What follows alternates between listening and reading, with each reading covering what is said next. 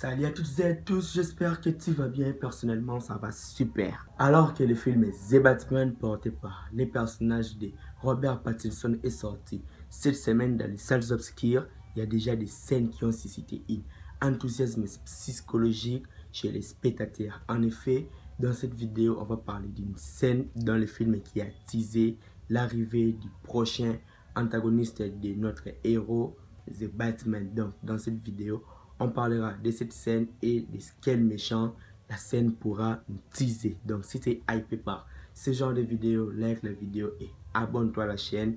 Nous sommes ici, on parle de DC, Marvel, Star Wars, tous les univers à propos de notre chaîne de geeks.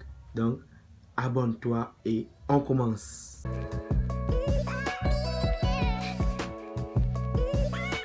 La mise en orbite de The Batman a été réussie. Presque le jour de sa sortie, le film de Matt Reeves claqué avec plus de 257 000 entrées au box-office dans les salles françaises. C'est par exemple mieux que le film The Dark Knight avec ses 253 000 entrées en salle. Un bien beau score pour l'homme chauve-souris qui continue de croître alors que sa première semaine d'exploitation n'est même pas encore terminée. Du côté critique, elles sont plutôt bonnes. Ça doit un tour de force visuelle, une référence au film noir ou la performance de certains membres de son casting 5 étoiles avec les personnages de Paul Dano en Sphinx, Zoe Kravitz en Catwoman ou encore Jeffrey White en Jim Gordon. Pourtant, sa longueur et une certaine indigestion narrative viennent de contrebalancer les bilans pourtant élogiés d'il y a quelques jours.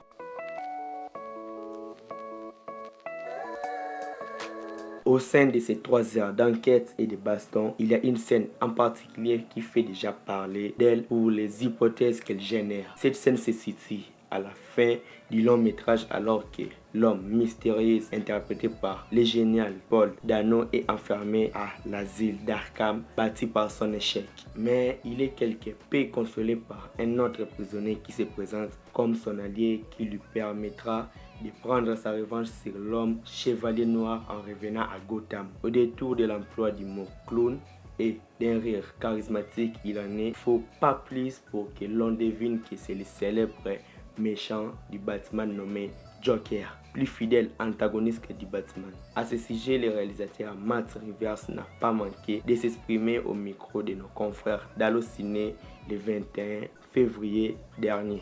Est-ce que le film nous présente le principal antagoniste du film? Non, ce n'était pas l'intention. Je ne sais d'ailleurs pas qui sera le méchant de la suite. Les personnages devraient initialement apparaître plus tôt dans une autre scène, mais plutôt tout est question de contexte. Je ne voulais pas faire une origine historique de The Batman car j'avais le sentiment que cela avait été fait et très bien dans plusieurs autres films sortis précédemment sur les Chevaliers Noirs.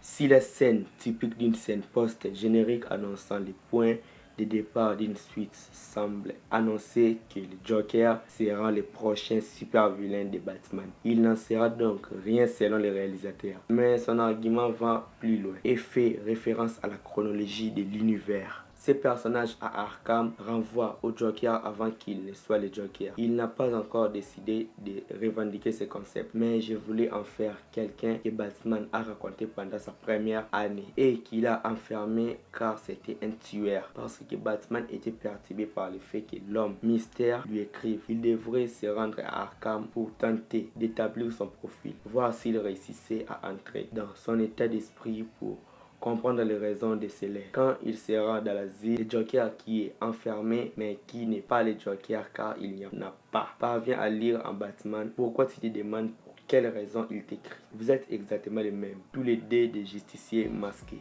Il établit une comparaison entre les dés et Batman est tellement énervé car l'idée qu'il a l'a rejetée. Ainsi, les intentions de Reeves de porter à l'écran les 2 premières années du justicier de Gotham suggère que le personnage du Joker n'est pas encore né, mais en développement dans les cellules d'Arkham. La scène était initialement prévue dans le film et Barry Keoghan, qui interprète le prétendu Joker, était super, tout comme Robert Pattinson. Mais vu comme le film est vaste, j'ai fini par réaliser qu'elle n'avait pas besoin d'être là. J'ai quand même gardé sa seconde scène car elle manquait la fin de l'arc de l'homme mystère, mais également parce qu'elle montre que d'autres ennemis se préparaient. Lorsque Selina dit à Bruce dans le pilote que la ville ne changera jamais, retirez la scène avec le futur Joker, modifiez l'enjeu car vous n'aviez pas l'intention que quelque chose se préparait déjà, même si le but n'était pas de dire voilà ce vers quoi le prochain film ira. L'idée était plus de donner un contexte à ce monde et montrer que même si la main saine de la corruption a été brisée à un certain degré, les ennuis ne vont pas arrêter de se préparer. Et cela explique notamment pourquoi Bruce ne part pas avec Selina. Pourquoi il ne part pas? Il est contraint de faire ce qu'il a fait. Et c'est pour cela que j'ai gardé cette scène. Bref, tout ceci pour dire que c'est bien le personnage auquel vous pensez. Mais cela ne veut pas dire nécessairement qu'il sera le prochain méchant du film. Plus qu'un Joker en grand écran dans un second opus, tout ceci sert à étendre l'univers, montrer que le crime organisé reviendra de plus belle et que la ville sera d'autant plus gangrénée à l'avenir. Il faudra néanmoins patienter avant de voir quelle importance aura le célèbre antagoniste dans la suite des aventures du Chevalier Noir. Et je suis arrivé à la fin de ce petit teasing qui nous dit que le méchant principal du film The Batman sera le Joker. Donc, si la théorie et mes concepts te plaisent, like la vidéo et abonne-toi à la chaîne pour ne pas rater les prochaines vidéos sur divers univers du geek. Quant à moi, je vous dis qu'on se retrouve trop vite pour parler d'une prochaine vidéo. Ciao les mecs et à la prochaine.